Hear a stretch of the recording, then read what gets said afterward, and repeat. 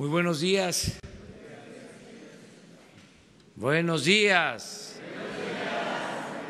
Así.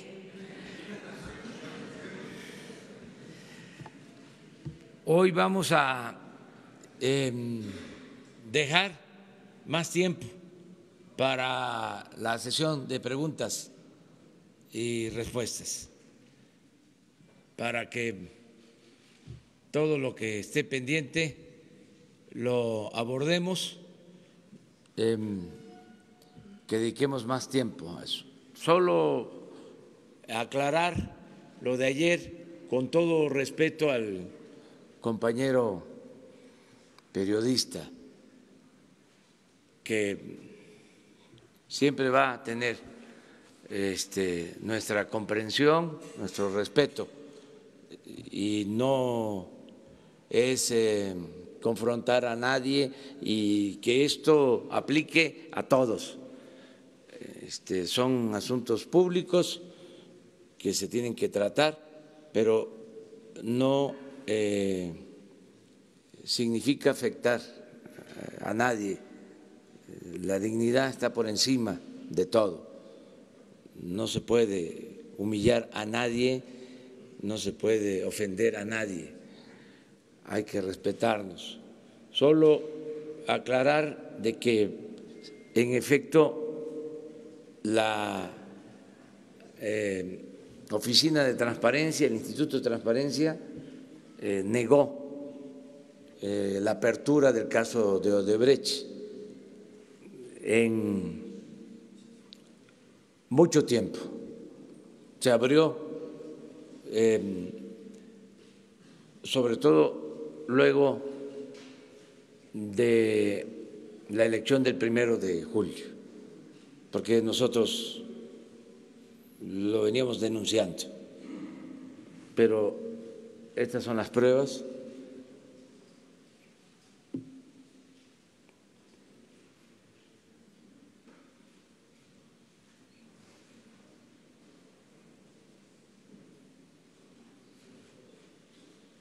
Es que decía el Quijote, por la libertad y la dignidad se puede arriesgar hasta la vida. Y titularon ese medio "El presidente miente". Y ya no lo dice el Quijote, lo digo yo, eso sí calienta.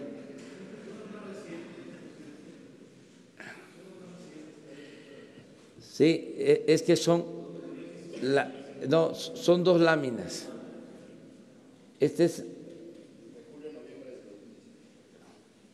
Sí, entonces la segunda lámina inmediatamente. Sí. A partir de esta. Todas estas confirman negativo. Y en la otra lámina, ahora la mostramos. Ahí está, creo, ¿no? Ya son otras fechas. Solo es anterior a la elección, la de arriba. Y desde luego la Procuraduría, ahora la Fiscalía, tiene que informar, tiene que transparentar. Ellos argumentan que no quieren afectar lo del llamado debido proceso, pero yo soy partidario de la transparencia. Y además hay que pensar hasta modificar la ley, pero poner por encima la transparencia ayuda mucho en el combate a la corrupción, en el combate a abusos de autoridad. Estamos ya por dar a conocer el decreto para abrir los expedientes de la antigua Policía Federal y del CISEN. Estamos nada más revisando algunas cosas para no afectar a terceros, defender a inocentes, niños, la familia, lo que la ley limita, pero toda la parte política, abrirla. Ya no deben de haber reservas en ese sentido. Había en Lecumberri, en el Archivo General de la Nación, toda una parte reservada, incluso con vigilancia del CISEN. No podía entrar ni el director del Archivo General de la Nación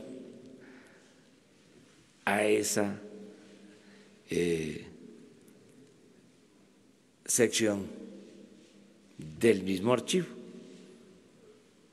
Eso ya no es así, ya se ordenó que forme parte del archivo y estamos buscando la manera de que se pueda consultar. Ahí estaba mi expediente. Ahí estaba mi expediente. Pues, de una parte, porque me explican que cada dependencia, ahí estaba mi expediente de la Policía, de la Dirección Federal de Seguridad, o sea, desde hace 40 años, desde que estaba el finado Miguel Nazar. O sea, él suscribía informes sobre mis actividades en Tabasco. Pero ese es otro asunto. Muy bien, ya cambiaron las cosas, ya no va a haber, ya no existe ese espionaje, porque era un espionaje de tipo político.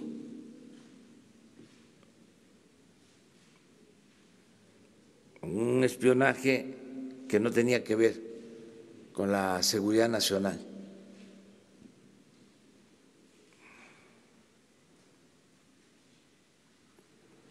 Bueno, ahora sí, vámonos. Vamos en medio. Hola, presidente. Buenos días. Agustín Velasco de UNO TV. Presidente, ayer se quedó en el aire la pregunta tras el juicio de Joaquín El Chapo Guzmán. Uno de los fiscales en Nueva York señaló que este veredicto en el que se le encuentra culpable de 10 cargos era resultado del combate al crimen organizado y al tráfico de drogas, es decir, que sí estaba dando resultados esta estrategia. Usted mañana va a Badiraguato, la tierra de Joaquín El Chapo Guzmán. En este contexto, ¿cuál es el mensaje que usted busca dar al visitar este lugar emblemático en el tema o en el contexto de la lucha contra el narcotráfico, presidente? Gracias. Bueno, yo pienso que no se deben de estigmatizar pueblos.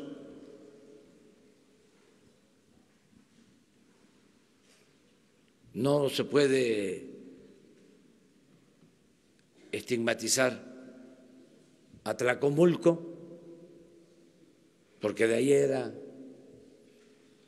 el llamado Grupo Atlacomulco. ¿Qué tiene que ver Atlacomulco con un grupo político? Badiraguato es un pueblo con historia, vive mucha gente que merece respeto.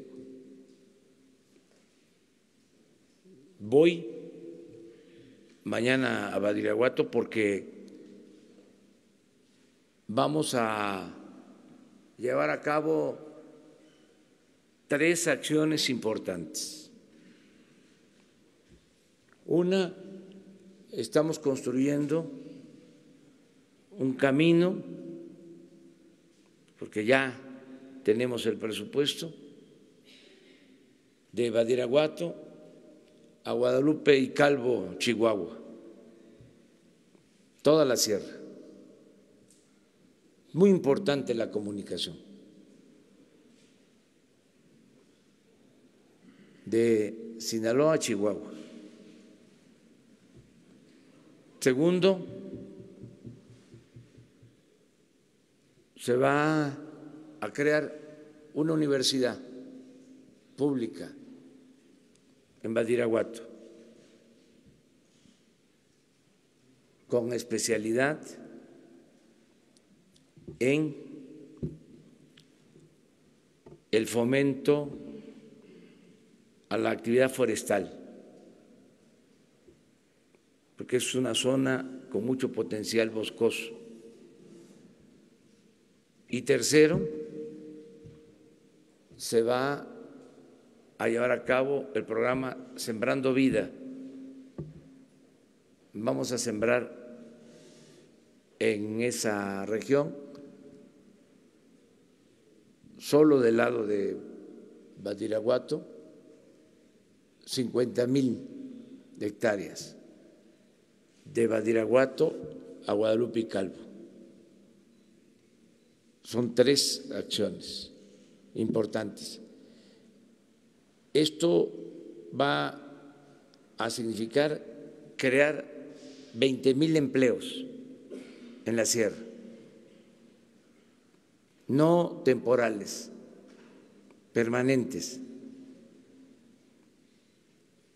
Y lo mismo vamos a hacer en El Salto, Durango, en Tamazula, en Canelas, en otra región de Durango y Sinaloa. Entonces, eso es lo que puedo decir y volver a repetir lo de ayer. Tenemos que buscar el camino del bien, no afectar al prójimo y no afectarnos a nosotros mismos, no afectar a nuestros familiares. Es muy importante la libertad, muy importante. Y estamos buscando regenerar la vida pública con atención a los jóvenes, con empleo, con bienestar. Vamos, les comentaba yo, a echar a andar toda una gran campaña dirigida a los jóvenes para evitar el consumo de drogas, como nunca, una campaña de medios. Vamos a utilizar los tiempos oficiales y se va a convocar a los mejores creativos, es decir, a la gente con más imaginación, con más talento y desde luego a los que conocen del problema de las adicciones, dirigida a los jóvenes. No. ¿No van a invitar al... No, vamos a hacer una convocatoria, una invitación a gente que está muy especializada en este tema, con un enfoque siempre social y de fortalecimiento de valores morales, culturales, espirituales. Ya tiene la instrucción Jesús Ramírez Cuevas, él está ya preparando toda esta campaña. Se va a hablar con los dueños de medios de información, de prensa escrita, radio, televisión, internet, redes sociales, todos juntos, porque lo más preocupante es el crecimiento del consumo interno. Entonces tenemos que atender eso. Es lo que puedo comentar. Gracias, señor presidente. Acerca de la creación, ayer el anuncio de la creación de una nueva central sindical, está encabezada por el senador Napoleón Gómez Urrutia. Su comentario, por favor, acerca de si esto va a beneficiar a la relación laboral con el gobierno, si no se convertirá también en una central que esté cercana al gobierno, que esté apegada a los lineamientos que pudiesen dictarse desde el gobierno federal, si no estamos ante la creación de una nueva CTM de los años 60, 70, o si va a haber respeto a la libertad de los sindicatos que se afilen a ella. Libertad total, libertad sindical, democracia sindical, no intervención del gobierno en la vida interna de los sindicatos, no impedir la asociación, el que los trabajadores se puedan agrupar libremente. El cambio en esta materia es de que no hay sindicatos promovidos por el gobierno, no hay sindicatos amparados, protegidos por el gobierno, tampoco dirigentes sindicales subordinados al gobierno, apoyados por el gobierno. Tiene que haber democracia sindical, que los trabajadores elijan libremente a sus representantes, que ellos tengan sus organizaciones, que tampoco haya monopolios en lo que tiene que ver con la organización de los sindicatos, que haya democracia, pero no podemos impedir que los trabajadores o dirigentes puedan, de conformidad con la ley, solicitar la conformación de un sindicato, de una confederación. Estamos en libertad absoluta, total. Ya no hay sindicatos del gobierno. Nada, se acaba el que tenga que afiliarse a algún partido. No hay corporativismo, no hay sectores, pero ni en los sindicatos ni en los sindicatos empresariales, porque suele pasar de que hay organizaciones empresariales, o habían, ya no existe eso, de que eran como sectores de los partidos. Me refiero a las empresariales, así como las organizaciones campesinas o las obreras, así también las empresariales pertenecían a partidos, claro, no de manera abierta, pero eran semilleros de líderes y de candidatos para partidos, si salían de esas organizaciones. Además, siempre una coincidencia, declaraba un partido algo y la organización empresarial supuestamente independiente decía lo mismo que lo que sostenía el partido. Eso ya no, eso es corporativismo. Los ciudadanos somos libres,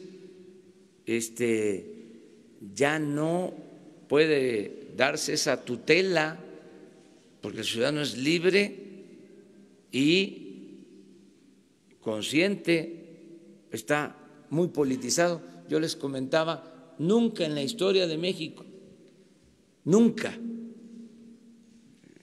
había habido tanta gente consciente como ahora. El verdadero cambio es el cambio de mentalidad que se produjo.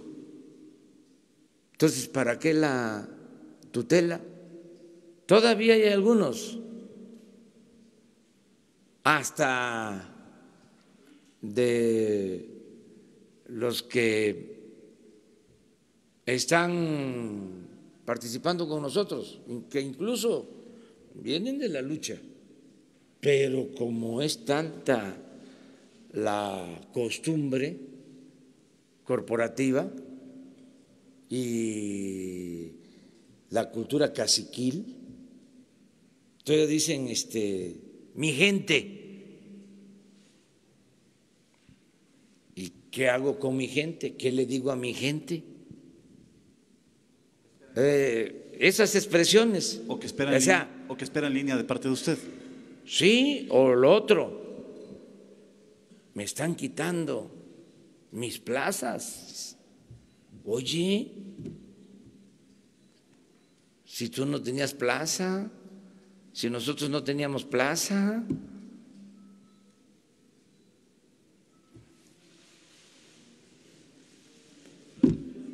Pero eso tiene que ir cambiando. Toda esa forma de hacer política. Hay que romper el molde en el que se hacía la vieja política. No dejar nada. Y hacer la política de otra manera, de otra forma. Esa es la transformación. Quedamos que empezamos en medio. Presidente, buenos días. Noemí Gutiérrez de Efecto TV. Preguntarle si ya le dio vista a la Fiscalía después de que se dio a conocer esta lista de exfuncionarios relacionados con la Comisión Federal de Electricidad, porque ya se está diciendo que son juicios mediáticos, pero no se le ha dado vista a la Fiscalía. ¿Qué va a pasar en su gobierno? Gracias. Se les va a dar vista. Hoy lo voy a ver. Pero también quiero aclarar, ya lo dije y lo repito, no es un asunto jurídico, lo dije, es un asunto moral, porque si vamos a lo jurídico, pues las leyes no impedían que un funcionario pasara a formar parte de un consejo de administración de una empresa particular a la que favoreció o con la que tuvo tratos mientras se desempeñó como funcionario público. Entonces puede ser porque las leyes estaban hechas para permitir todas estas cosas. Entonces no es estrictamente un asunto jurídico, es un asunto moral. ¿Cómo es posible, repito, que 5 o 6 secretarios de energía pasen a formar parte de los consejos de administración de las empresas que se favorecieron con contratos en este periodo en detrimento de el interés general y para afectar a la Comisión Federal de Electricidad, una empresa pública. Es inmoral, o sea, me pueden alegar. Además,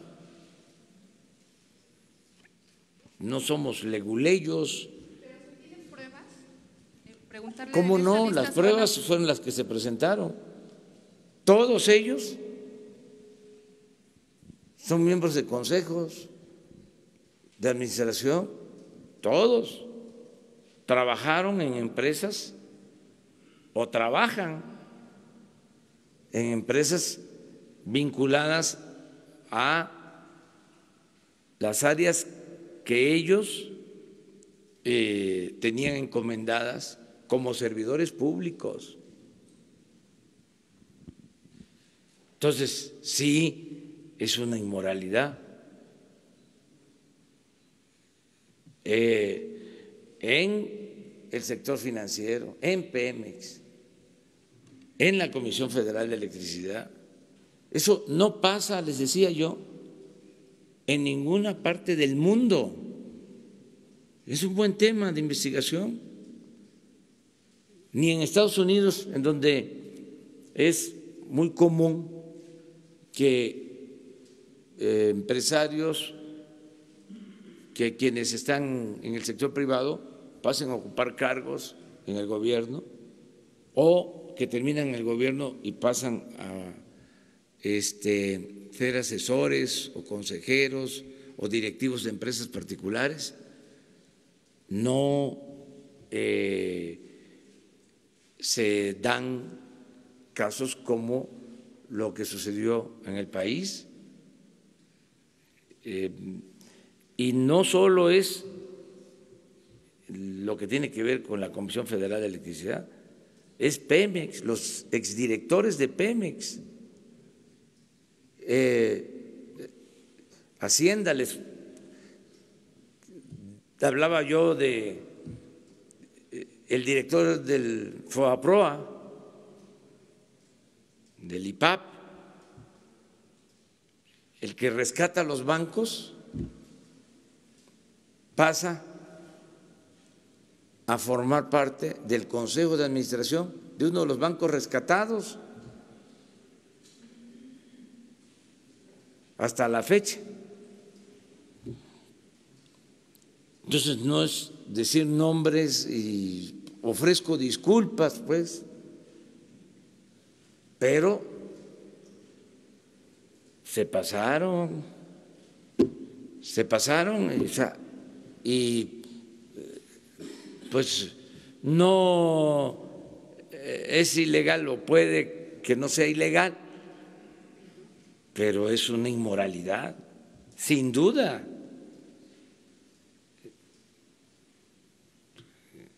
Eso es lo que se dijo, no es con ánimo de afectar, ¿no?, a nadie, es nada más decir, esto es lo que pasaba. ¿Qué nos pide la gente? Que se separe el poder económico del poder político, que ningún grupo, por poderoso que sea, se apodere del gobierno, como sucedía.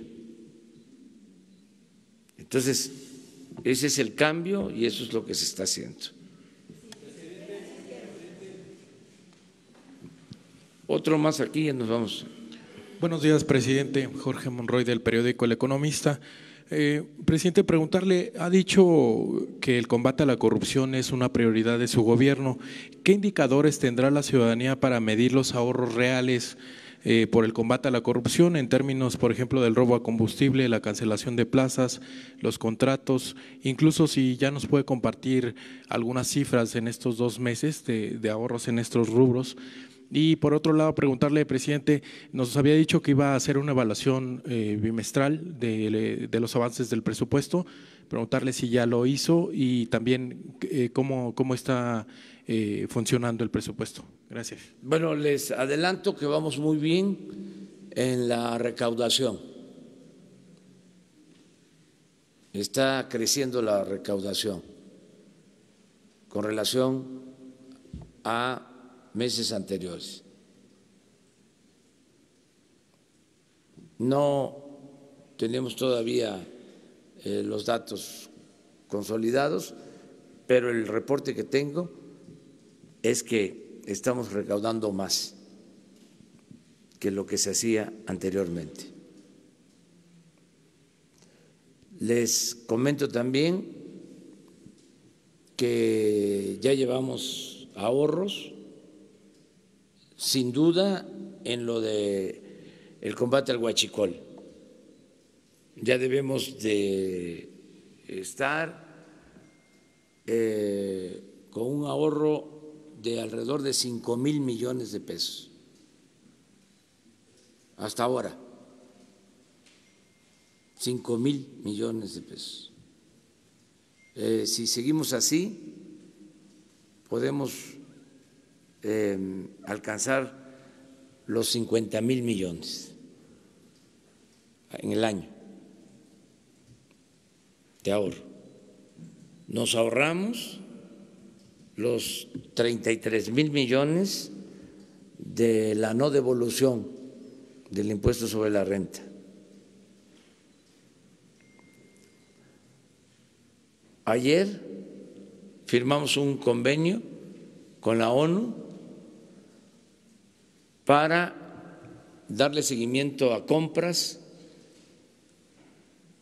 a ventas y a contratos de obras. Pensamos que vamos a obtener alrededor de 10,000 millones por la venta de aviones y helicópteros promedio. Se van a vender 54 aviones y helicópteros. Y nos va a acompañar en esa venta la ONU.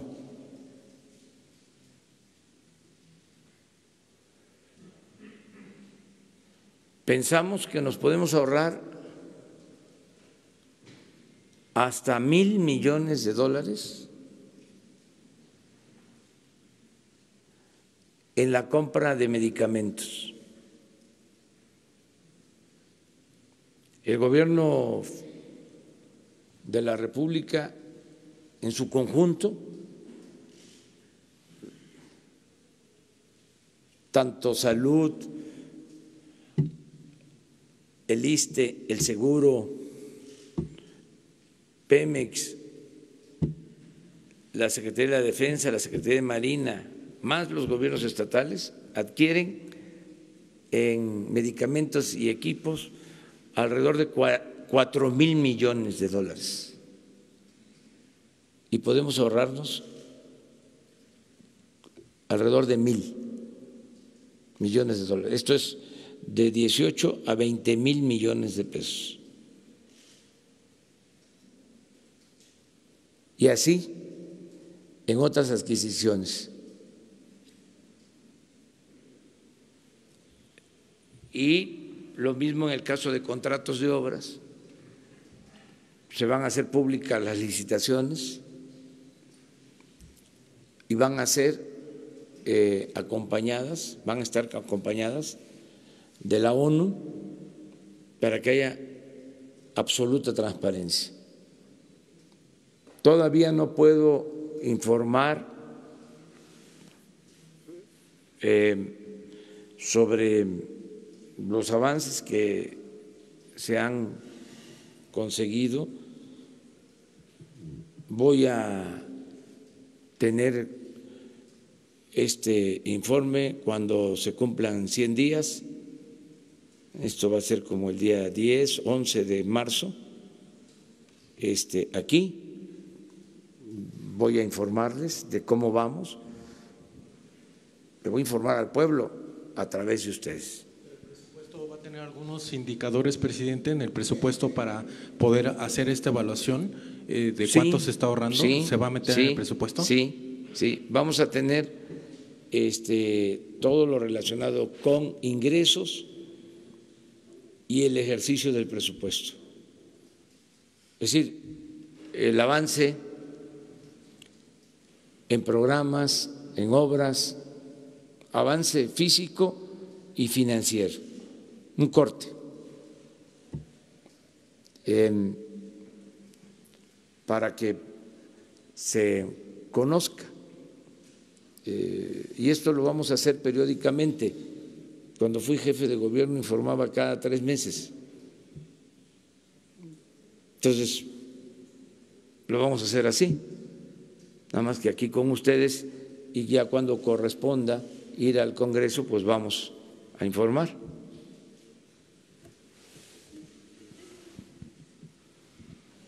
¿Sí? Las dos. ¿Qué tal, presidente? Buen día. Cintia Barrera, de Bloomberg News. Preguntarle si el día de hoy ya va a presentar el plan de medidas extraordinarias para Pemex. Es posible que mañana lo hagamos.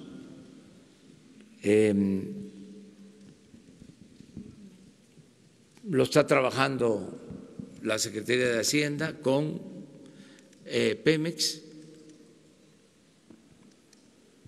pero se va a apoyar a Pemex, todo nuestro respaldo económico, toda nuestra autoridad moral, política a Pemex.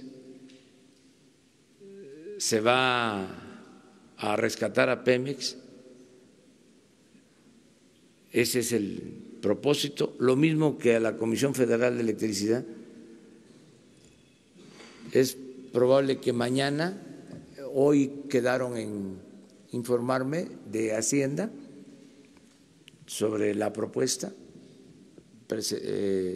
quedaron en presentarme la propuesta preliminar. Si se tiene, mañana la damos a conocer. Dado que está usted pensando que probablemente mañana se presentaría ese plan, ¿nos podría comentar de cuánto va a ser la capitalización que van a meter en la empresa? ¿Y cómo piensan ustedes aligerar la carga fiscal para Pemex?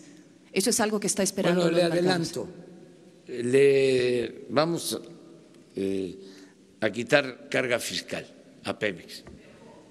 Mañana lo explicamos. ¿Nos puede dar un avance, algo como un indicativo de cómo va a ser? Porque eso es muy general. Porque si no, no hay elementos suficientes. Ahí sí, para los expertos, para los especialistas. Entonces, mañana ya damos a conocer en qué va a consistir el fortalecimiento a Pemex. ¿La capitalización de cuánto sería al menos? Sí. ¿De cuánto? Eso es lo que vamos a decir mañana. Pero más o menos ¿de cuánto? Se había mencionado una cantidad, pero era el mínimo, era el piso. ¿De mañana cuánto vamos se va a hacer? A dar a conocer ese dato de manera precisa. ¿Lo presentará aquí en conferencia?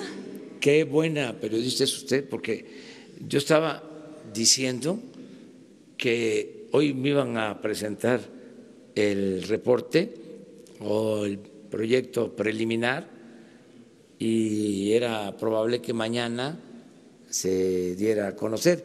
Hoy le presentan el preliminar. Pero sí, ya ahora ya me comprometí con usted y de que mañana se da a conocer, aquí, se presenta. ¿Con usted? Sí, aquí. En la conferencia, en la mañana. Sí, en la mañana. Y ya puntualmente se va a dar a conocer cuánto es el monto de apoyo a Pemex, sobre todo por quitarle la carga fiscal. De lo que no hay duda es de que Pemex tiene todo nuestro respaldo. Yo dije en una ocasión que nos quitábamos hasta la camisa por ayudar a los pobres, a la gente humilde. Y dije también que si era necesario, pasábamos a una fase superior. Pasábamos de la austeridad republicana a la pobreza franciscana para liberar fondos en beneficio de la gente. Y también le digo lo mismo,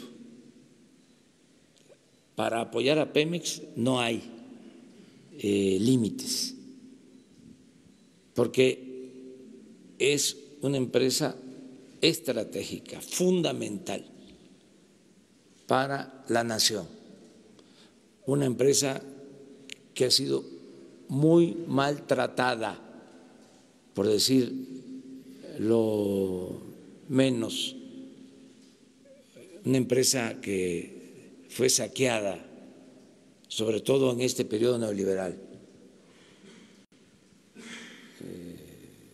de las empresas con más corrupción en el mundo. Es el ejemplo más claro de cómo la política neoliberal es una política de pillaje, de saqueo, por lo que hicieron en Pemex.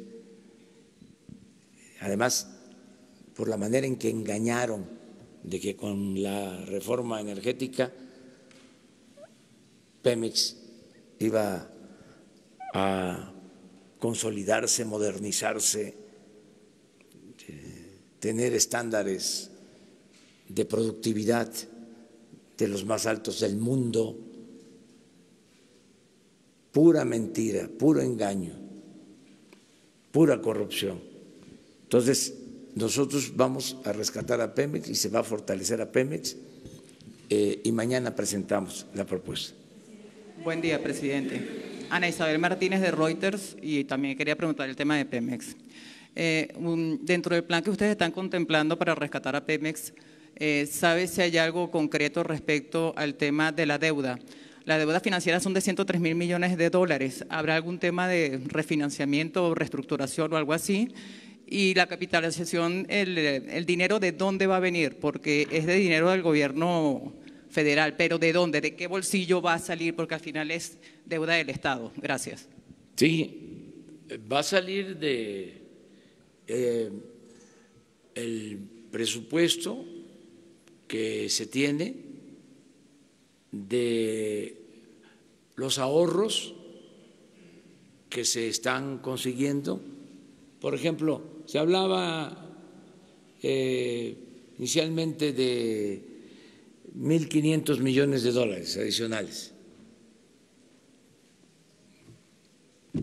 Eso es nada más lo que vamos a ahorrar en el combate al robo de combustible. Pero va a haber más que eso. Y no nos afecta en el ejercicio del presupuesto, porque estamos apalancados, tenemos presupuesto suficiente para financiar los programas de bienestar.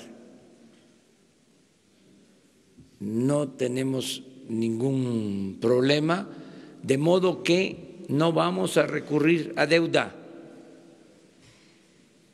no vamos a caer en déficit, no van a aumentar los impuestos, no va a haber gasolinazos. Vamos a salir sin problema. Les decía yo que va bien la recaudación,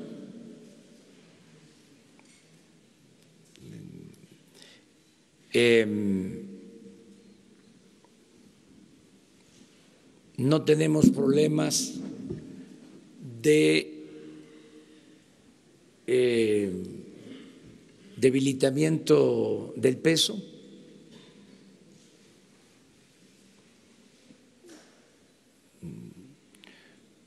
no tenemos problemas de inflación,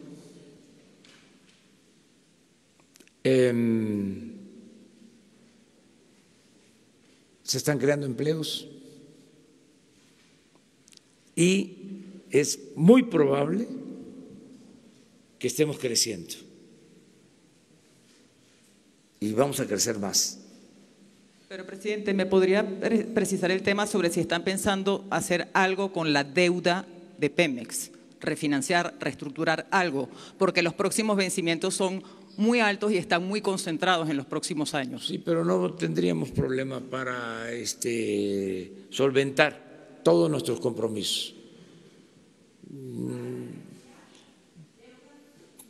Vamos a cumplir todos los compromisos que tenemos.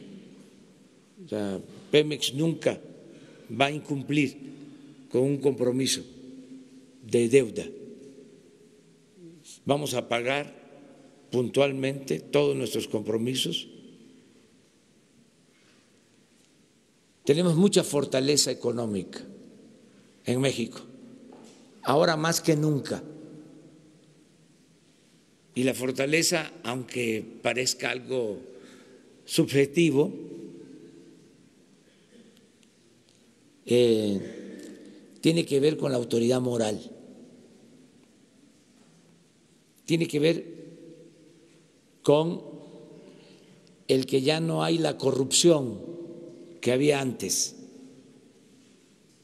A veces los buenos técnicos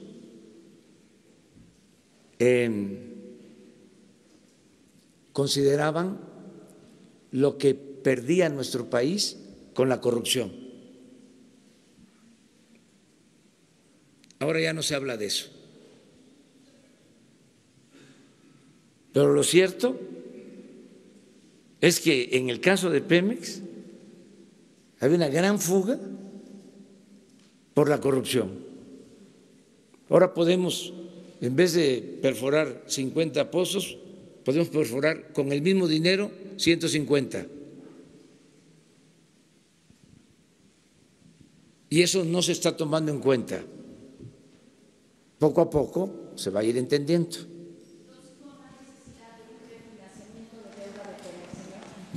A lo mejor no que podamos a poder resolver con los recursos que tenemos sin endeudar al país.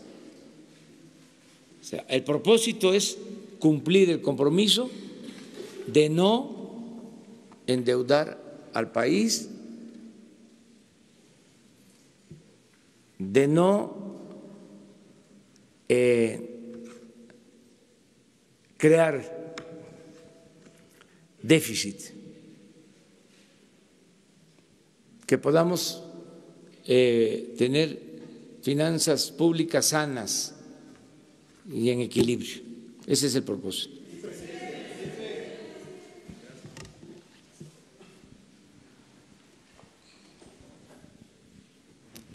Daniel Blancas, de Crónica, presidente.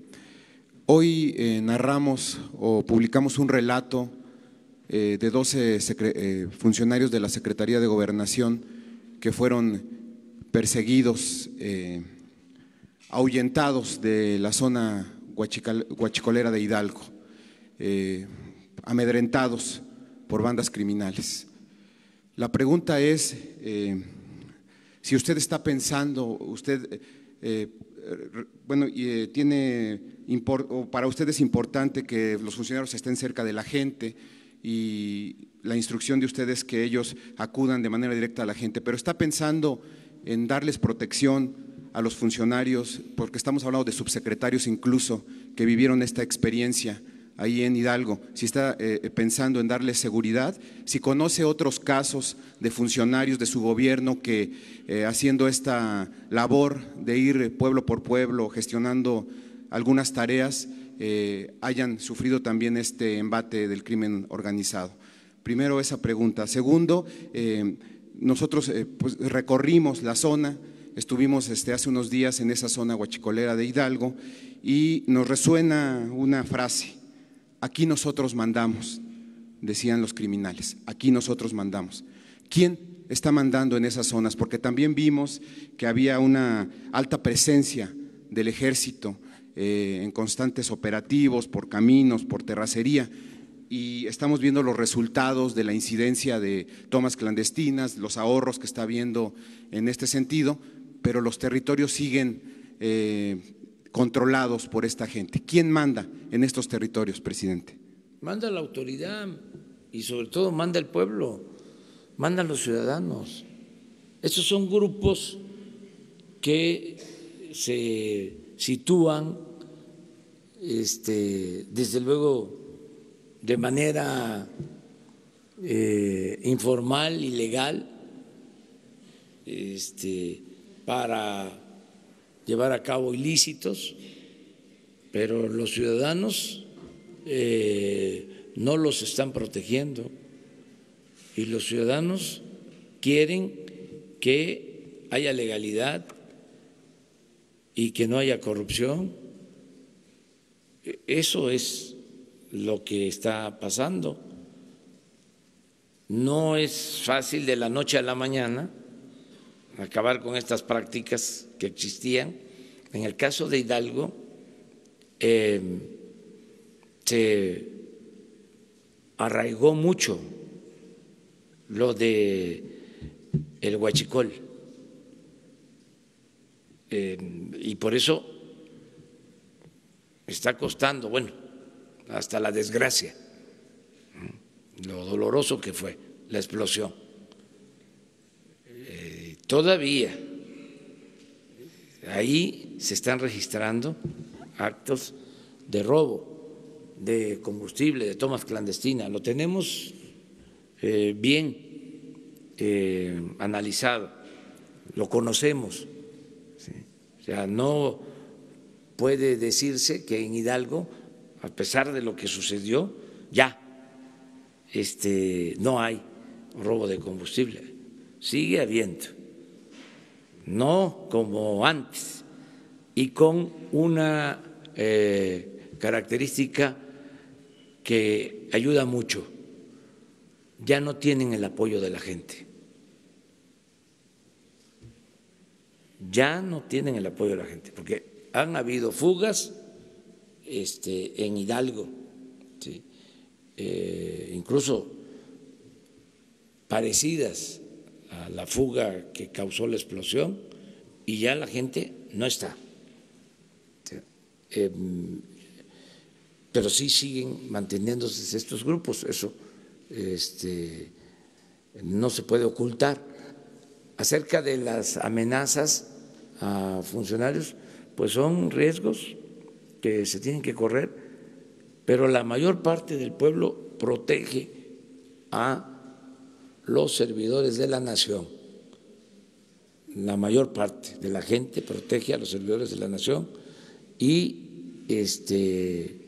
yo le pido eso a los ciudadanos, que protejan a los servidores, que van a ayudar a que se terminen los censos para el bienestar, para la aplicación de programas. En el caso de Hidalgo, la subsecretaria Diana Álvarez tiene como encomienda atender de mi parte a los familiares de las víctimas de la explosión, y se está llevando a cabo un plan para que no les falte nada. No se nos olvida eso. Entonces, la Subsecretaría de Gobernación, a cargo de Diana Álvarez, con un grupo multidisciplinario, porque participan de todas las dependencias, están ayudando. Que fueron a ellos precisamente a los que les tocó ser ahuyentados. Sí, por lo mismo, porque no quieren que haya presencia de nosotros, pero en estos asuntos públicos no deben de haber vacíos de poder, porque cuando hay vacíos se llenan por otros. Nosotros no vamos a dejar ninguna parte del territorio sin atención, aún con los riesgos que implique. No podemos decir, no vamos a este lugar porque hay mucha delincuencia o son territorios dominados por la delincuencia. No, al momento que no entremos a una región, a una zona, pues ya no hay autoridad. Entonces sí, se está propiciando que dominen las bandas. Eso no. Pero usted, por ejemplo, ha dicho que usted lo cuida a la gente, pero Sí. en el caso de estos funcionarios la instrucción también fue que no hubiera cobertura de parte de la policía, etcétera. ¿Va a seguir ese lineamiento? No, en estos casos, en ese trabajo especial que están haciendo, tienen que tener apoyo, protección, para ese trabajo en particular, por esas reacciones, porque no quieren que se apliquen los programas sociales. Ese es el propósito. Pero ni modo que les pidamos permiso. Ahora, le quedamos de este lado.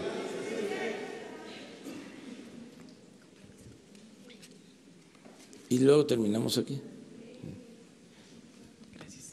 Gracias, presidente. Buenos días. Primero, para pedirle su opinión sobre esta decisión que tomaron ayer en la Suprema Corte de suspender la aplicación de la ley de salarios máximos. Si desde su punto de vista esto no puede llegar a poner en riesgo del plan de austeridad, ¿qué llamado les haría a los ministros? Ese sería el primer tema, presidente. El segundo, preguntarle si usted tendría interés en impulsar una reforma constitucional que permitiera la desaparición de los órganos autónomos y de los órganos reguladores en función de las críticas que se han venido presentando en este tema. Y la última sería preguntarle, cuando se generó la vacante en la Comisión Reguladora de Energía, le consultábamos sobre los perfiles técnicos de las ternas que enviaría al Senado. Y el día de ayer pudimos apreciar que uno de los aspirantes formaba parte de su ayudantía antes de ser candidato a la CRE.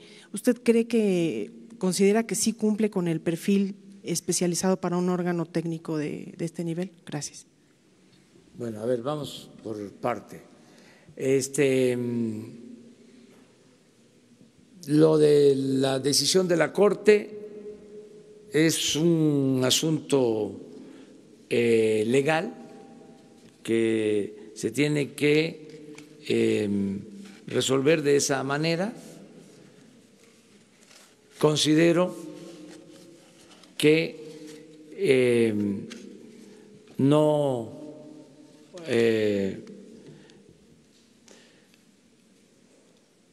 se ajusta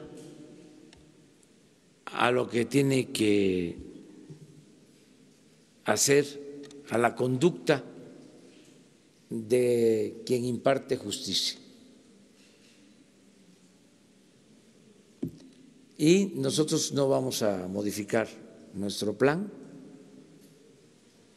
Se reducen los sueldos de los altos funcionarios públicos.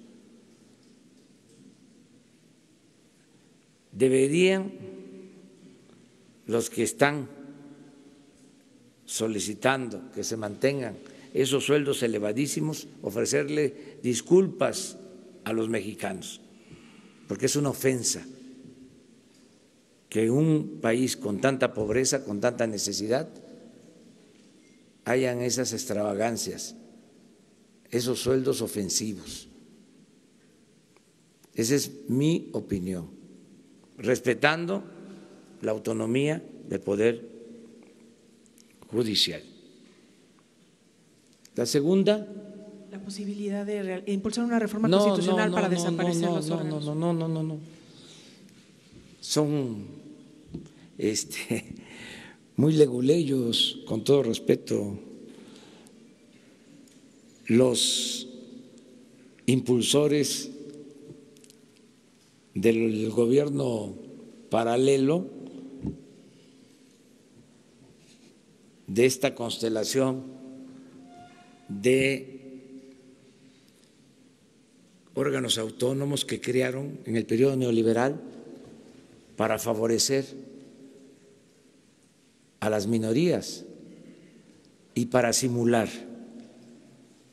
Ya lo vimos en el caso del Instituto de Transparencia. 1.000 millones de pesos cuesta y sus decisiones tienen que ver con mantener en secreto asuntos de interés político de minorías, en favor de minorías. Pero así están todos.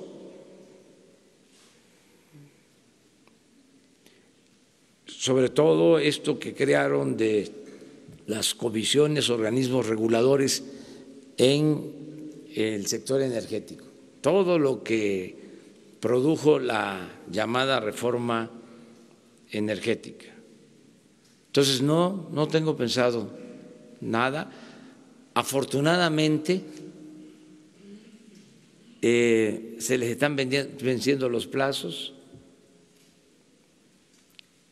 Les faltó consultar a don Perpetuo para que en vez de 10 años lo hicieran por 20, por 30, o cómo dieron los contratos en el sector energético por 30, 40, 50 años. En algunos casos les faltó, además estaban tan confiados que pensaban que iban a ser eternos,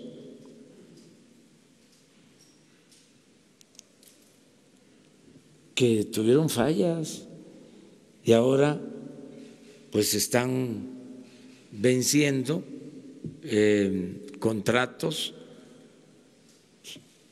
tiempos de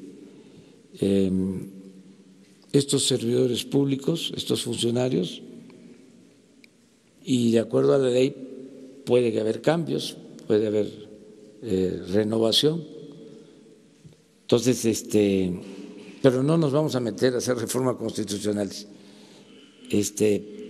para quitarlos. Nada más con que ya no puedan hacer negocios con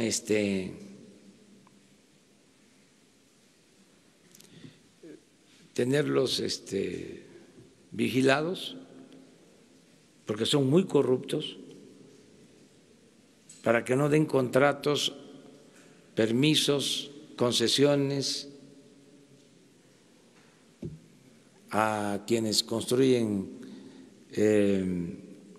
gasoductos, a quienes van a perforar pozos, a quienes ponen plantas para generar energía eléctrica, nada más con eso.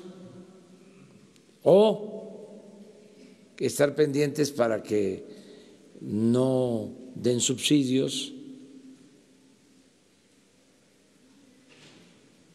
que no haya monopolios, que no protejan a monopolios, porque les dieron tantas facultades que están por encima del Poder Legislativo en algunos casos. Y es inapelable lo que deciden, pero afortunadamente se les están venciendo los plazos. Por eso, ahora con lo de la CRE, que era una de las comisiones o organismos autónomos, entre comillas. Ahora enviamos 12 de técnicos para 4 ternas. Y sí, uno de ellos, 2, estuvieron estos días trabajando, pero los 2, trabajando con nosotros, pero los 2 con muchísima capacidad.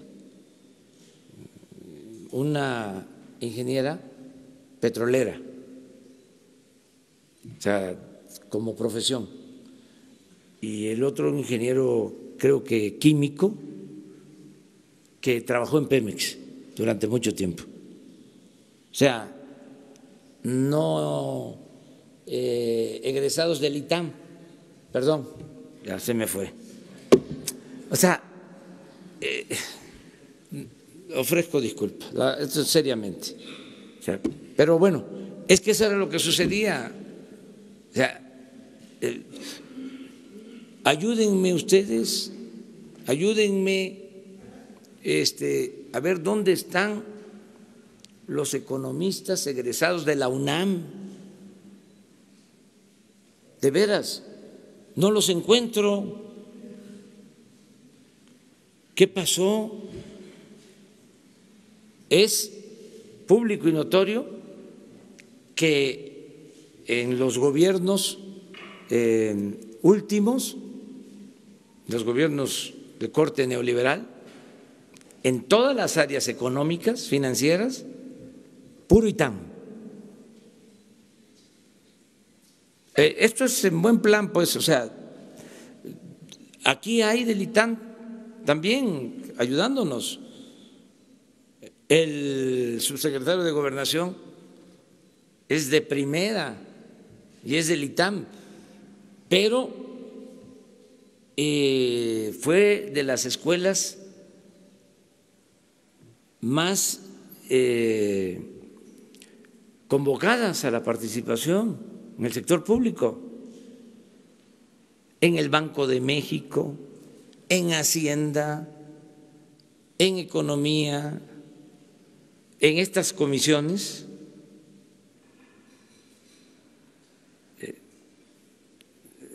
Ese es un buen trabajo de investigación. ¿De dónde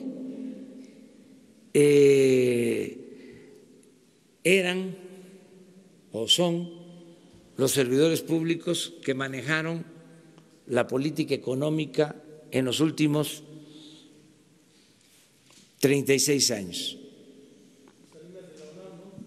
Sí, pero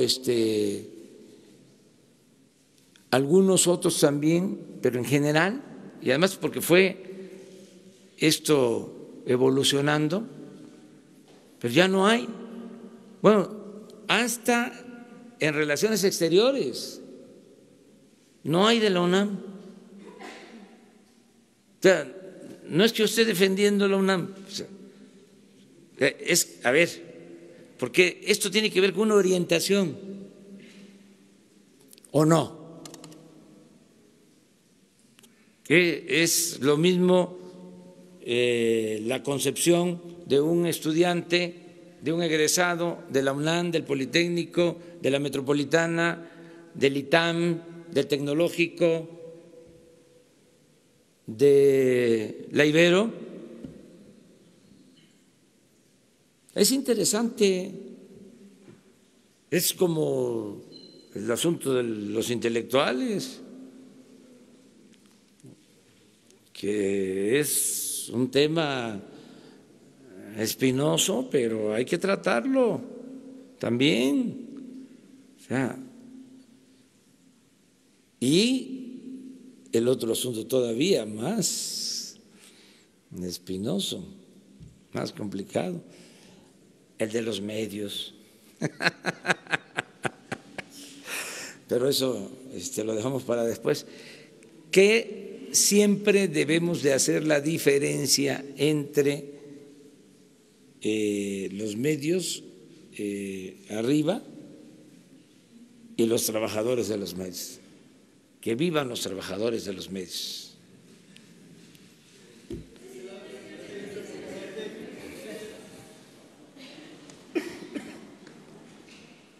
Señor presidente, buenos días. Urbano Barrera, del diario Ovaciones. Tengo tres preguntas, ¿no? Una es para regresarnos un poco con lo del principio de la conferencia. ¿Qué opina usted de estos sindicatos que lo acompañaron en la lucha, como el SME? El SME se asoció, valga la redundancia, con la Sociedad Generadora de Energía, Fénix, que está controlada por la portuguesa Mota Engel. Tiene el 51% de las acciones y el SME tiene el 49%, pero tienen contratos a 30 años, ¿no? Tienen contratos a 30 años para construir, operar, mantener 5 de las hidroeléctricas, pero en el 2016 consiguieron otras 11 hidroeléctricas. ¿Qué problemas les va a generar entrar a este campo con los excompañeros de lucha, verdad? La segunda, si nos puede hablar un poco o actualizar los datos de el robo de combustible, específicamente de gas. Hay investigaciones muy avanzadas ahorita en la Fiscalía que ya ligan a los empresarios del gas con lavado de dinero, con empresarios, actividades bancarias, investigaciones muy recientes del 15 de enero. Sí, se menciona el grupo Sony de Salvador Oñate. ¿Y cuándo van a empezar ustedes con la vigilancia, la supervisión y el ataque a las válvulas, el ataque a las conexiones? Se han instalado gaseras muy cerca de los ductos. ¿Cuándo van a empezar a abrir ese nuevo frente? Y la tercera, el expresidente Felipe Calderón Hinojosa hizo una reforma a la ley de salud para que una asociación civil, le digo específicamente cómo se llama, el Comité Normativo del Consejo de Especialidades Médicas, sea quien certifique a los jóvenes médicos que egresan de las universidades públicas. Lo tomo por lo que dice de la UNAM, que ¿dónde están?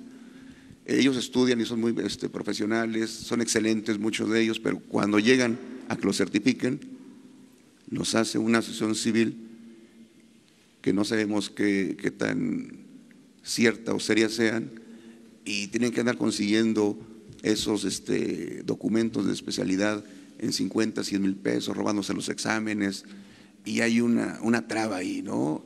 Y perdón, pero hay universidades públicas que muy buenas, excelentes, pero que están traficando también con estos títulos de especialidad.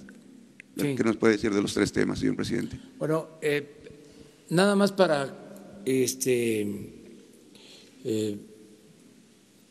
redondear lo de las ternas, porque hay algo que quiero añadir.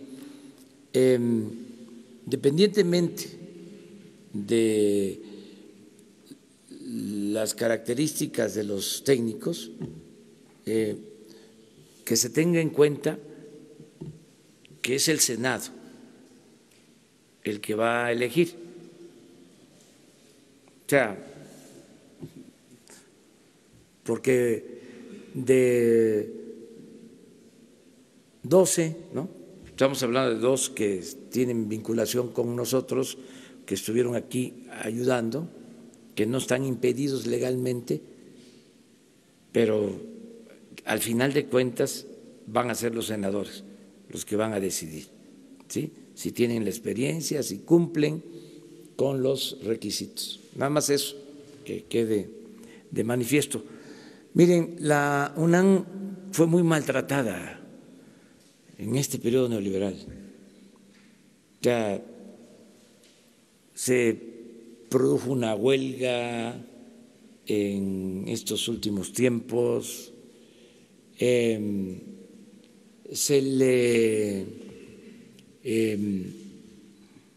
estigmatizó, se llegó a decir que si un profesionista o profesional era egresado de la UNAM, no tenía posibilidades de trabajo Aún con eso, es una gran universidad,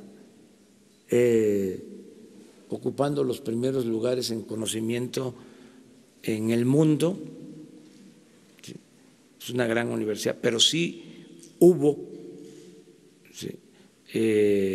toda una campaña en contra, como la hubo en contra de la educación pública.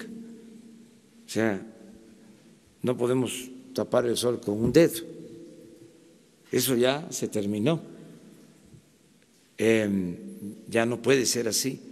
Como tampoco yo voy a emprenderla en contra de las universidades privadas. No, es 1000 veces mejor que haya universidades, ¿sí?, que no haya.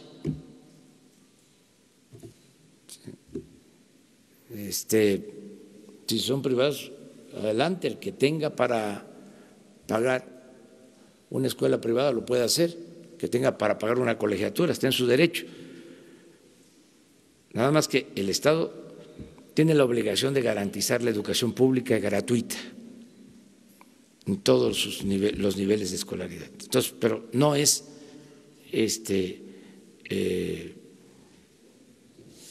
oponernos a que exista la educación privada. O sea, eso también dejarlo muy claro.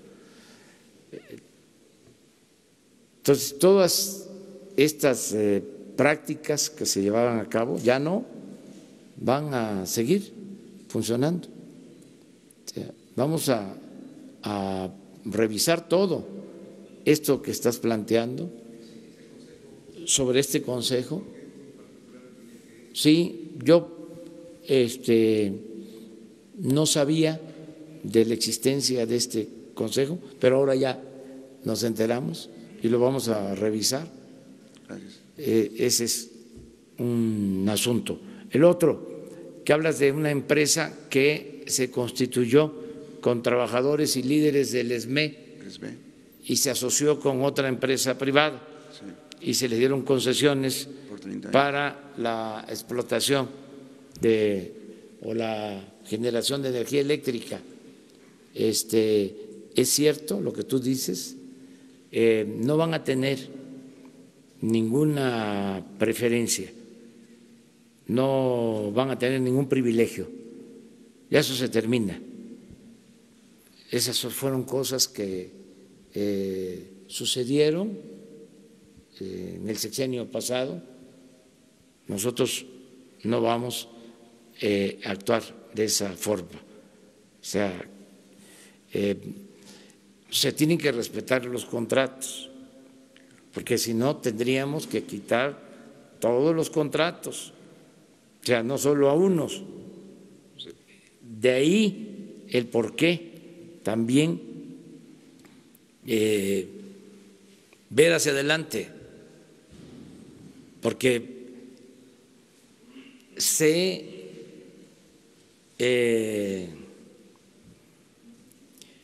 infestó todo, se contaminó todo. Entonces necesitamos ver hacia adelante, ya limpiar, que hacia adelante no pasen estas cosas. Los echaron a perder muchas organizaciones,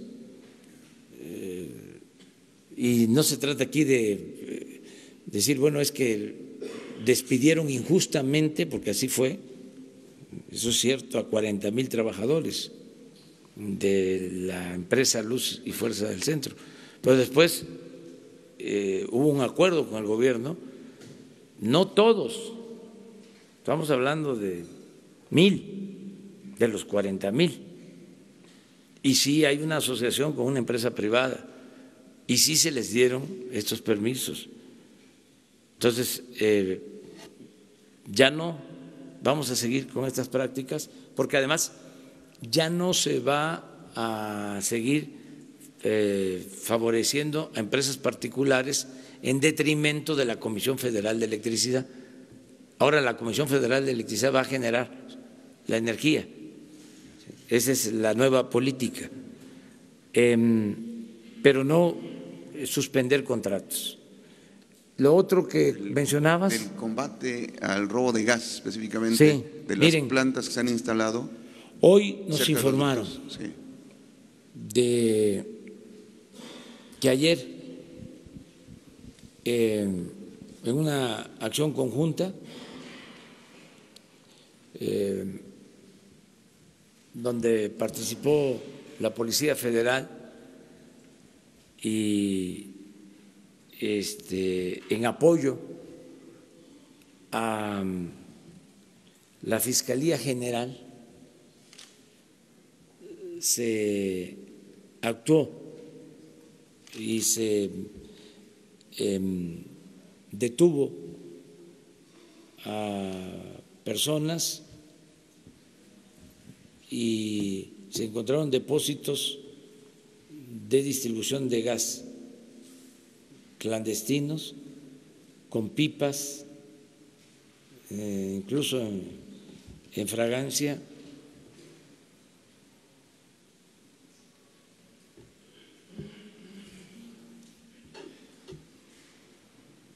Y hoy va a informar, según nos dicen, el fiscal general, porque ese es un asunto que ellos llevaron. En Puebla. Así fue.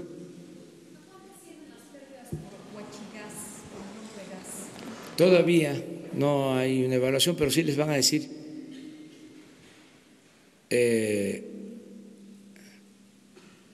cuánto significó este decomiso legal que se llevó a cabo. Sí.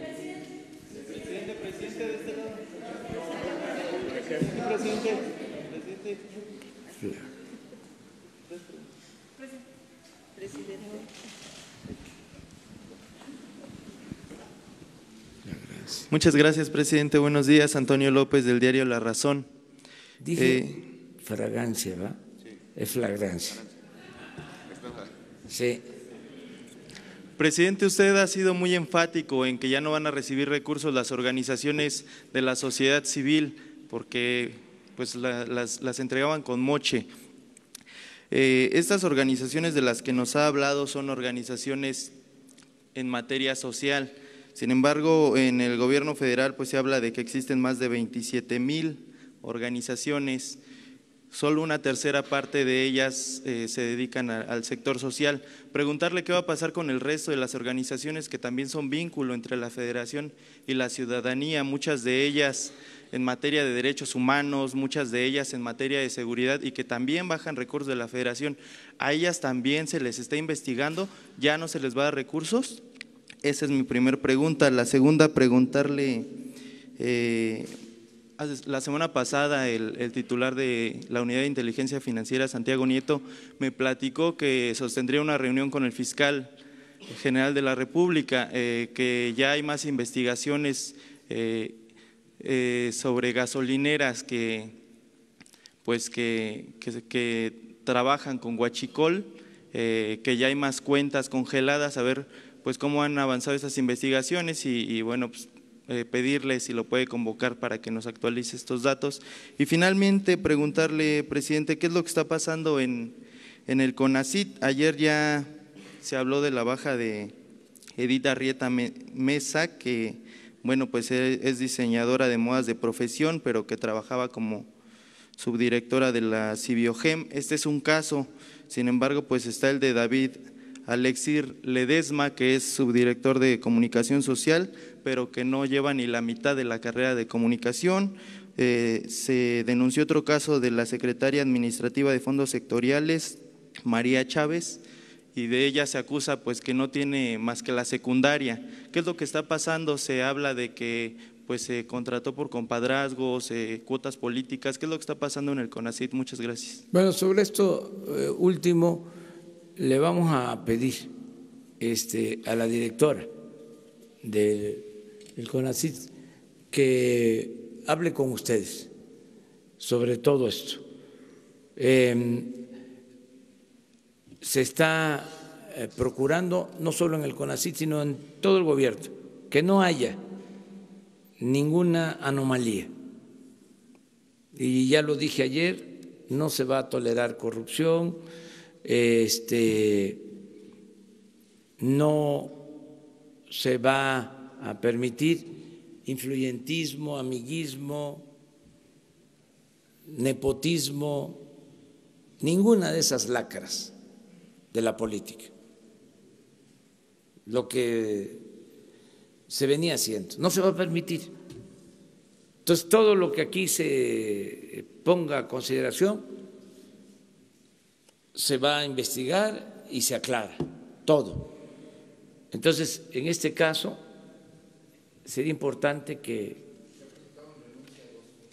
sí, pero que ella informe, porque hay toda una campaña también, sí, y es importante también ventilarlo todo.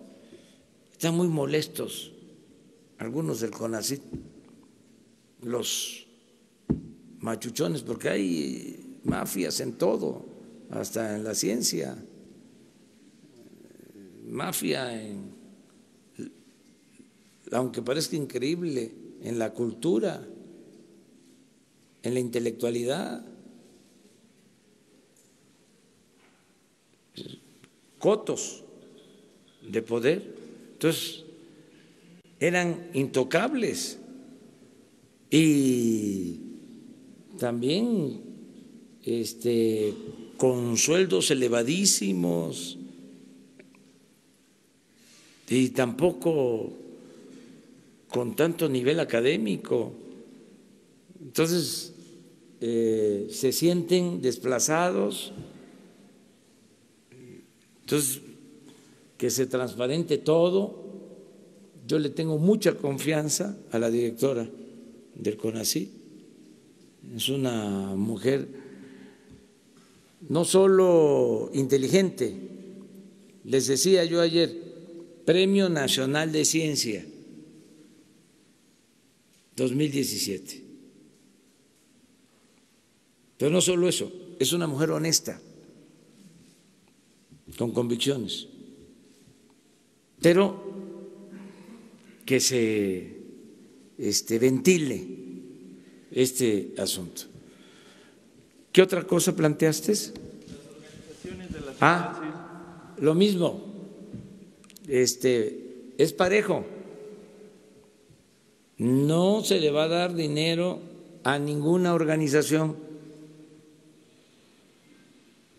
que hacían funciones de gobierno, ni a organizaciones sociales, ni a organizaciones de la sociedad civil, ni a organizaciones de estudios, de investigación, porque se les transferían recursos a muchas organizaciones. Tienes razón, quizá no tantas, pero sí una cantidad considerable. La señora de Gualas, la señora Morera. Por ejemplo, nadie. A nadie, pero yo no sé si le daban a ella. O sea, también no quiero, pero si se les daba, ya no, a nadie. O sea, si no, no tendríamos autoridad, que nos dirían, bueno, ¿y cómo a esta organización sí y a esta otra no? Les comentaba yo lo de las, ¿sí?, los ENDIs del PT. ¿Cómo le vamos a dar dinero a los ENDIs del PT si no le vamos a dar dinero a las estancias? Porque se le va a dar a los padres. Y los ENDIs del PT muy cercanos a nosotros, pero si no actuamos con rectitud, y parejos, pues no tendríamos autoridad. Entonces, es general, o sea, no se va a entregar dinero a estas organizaciones, va directo a la gente, al beneficiario. ¿Qué otra cosa? Lo de Santiago Nieto, saber si Sí, cómo van. ya acordamos, como son casos que tiene la Fiscalía General, acordamos que ellos informen sobre esto, o sea, que si van a tener una conferencia de prensa en la antigua Procuraduría, que ahí le pregunten al fiscal general sobre estos temas. Ellos ya tienen ya información. Dos más. Gracias, presidente. Nancy Rodríguez, de el sitio Oro Sólido. Rápidamente, son dos asuntos, presidente. El primero, que es de agenda del día. Ayer hubo la junta de juntas en el Senado de las dos Jucopo y bueno, ven muy complicado. En conferencia de prensa dijo el senador Monreal que está muy complicadas las negociaciones. Sin embargo, bueno, el diputado Mario Delgado le manda un mensaje que usted sabe muy bien que están trabajando duro para sacar la Guardia Nacional, ¿no? Su comentario al respecto. Y otro asunto, presidente, si usted me permite retomar su nueva relación con los empresarios. ¿Cómo va a ser esta estrategia, presidente? Porque hay muchas organizaciones que incluso también se vinculaban con el sector público, ¿no? Y no precisamente porque tengan el dinero, pues son buenas gentes o inteligentes, o algo muy importante, que tengan la sensibilidad para entender su agenda social. Hay ejemplos en este sexenio, por ejemplo, el presidente de la Concanaco estaba pugnando porque no se aumentara el IVA en la frontera, que pasara del 11 al 16%. De repente se desapareció, se subió el IVA, pero meses después fue nombrado diputado plurinominal por parte del PRI en la Cámara de Diputados. Y también el propio presidente del Consejo Coordinador Empresarial, también en un evento, en el micrófono en mano, le dijo al presidente: los empresarios estamos hartos de la corrupción. También se apagó esa voz y a los pocos meses el señor Videgaray lo nombró director de las zonas económicas especiales con un presupuesto aproximado de 6,000 millones de pesos. Y entonces el sector empresarial también, como dice usted, son los dueños del dinero, pero pues no tienen la verdad absoluta, ¿no? Y también ellos manejan mucho eso de que el que tiene el dinero es el que manda. Sumando a su estrategia nueva que va a tener y nueva relación con los empresarios, señor presidente, ¿qué posibilidades habría de que también se hiciera una cartilla ética para los empresarios, para que se retomen sus principios de tratar bien a los trabajadores, de respetarles sus prestaciones y así lograr elevar la productividad y sobre todo la innovación en nuestro país? Gracias, señor presidente. Sí, las empresas por lo general, sobre todo empresas importantes en México, ya tienen un código ético y ojalá y todas actúen de esa manera. Es una decisión voluntaria, independiente, autónoma, pero sí hay muchas empresas ya con dimensión cívica, con dimensión social, que plantean eso, plantean valores, y eso es muy bueno. Pero nosotros no podemos recomendar nada porque es meternos en un terreno que no nos corresponde.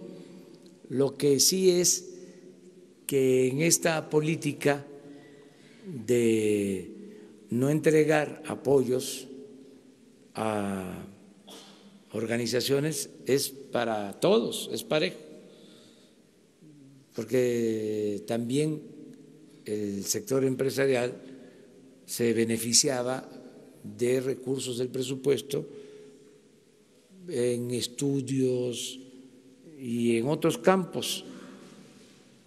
Yo recuerdo que había o hay, que todo esto es un proceso, algo que se llamaba el Instituto del Emprendedor, y pregunté que sí, ¿qué hacían? Y me informaron de que uno de los últimos estudios que había hecho el Instituto del Emprendedor era sobre el estado de ánimo de la población en México. Y los recursos se los habían entregado a un organismo empresarial para hacer el estudio. Entonces, eso ya no. Ya esos apoyos ya no. Política empresarial, no hay política de comercio, no hay política de emprendedurismo. A eso también me refiero. Sí, va a haber. Sí hay, y existe muy buena relación con el sector empresarial del país. Y estamos por dar a conocer toda una propuesta de vinculación entre el sector público y sector privado, nacional y extranjero. Nada más que eso sí lo dejamos para después. Va a ser la semana próxima. La Junta de Juntas que hubo ayer. Ojalá y se apruebe lo de la Guardia Nacional, que los legisladores sin banderías partidistas nos ayuden, porque necesitamos la Guardia Nacional para enfrentar el grave problema de la inseguridad y de la violencia. Es un llamado a los legisladores. Buenos días, presidente. Rafael Herrera, de Sin Censura, con Vicente Serrano desde Chicago. Presidente, ¿ya tiene definido el día con el canciller Marcelo Ebrard para cumplir el compromiso que usted asumió con Sin Censura del plan de protección y apoyo a emigrantes mexicanos? Y por cierto, presidente, ¿usted considera que los mexicanos en el extranjero deberían de participar en las consultas ciudadanas como la que viene el 21 de marzo? Y ahora sí que en este sentido, ¿considera o cómo plantearía usted que participaran si el INE aún no tiene ahora sí que función del voto electrónico en el extranjero porque dice que no tiene fondos? Gracias, presidente. Sí, ya lo dije, vamos a seguir apoyando a nuestros paisanos migrantes, son mexicanos, 24 millones de mexicanos en Estados Unidos. Okay, nada más para que haya un compromiso de qué día va a tener con el canciller Ebrard, ahora sí que… Puede ser la semana próxima, si les parece. Muchas gracias. Para que se presente todo el plan de defensa y de protección a migrantes mexicanos. Mi agenda para hoy, tengo una reunión con la representante de un gobierno extranjero. Ahora se los van a confirmar. Y luego tengo reunión con 3 gobernadores. Me voy a reunir con el gobernador de Campeche, me voy a reunir con el gobernador de Jalisco y me voy a reunir con el gobernador de Aguascalientes.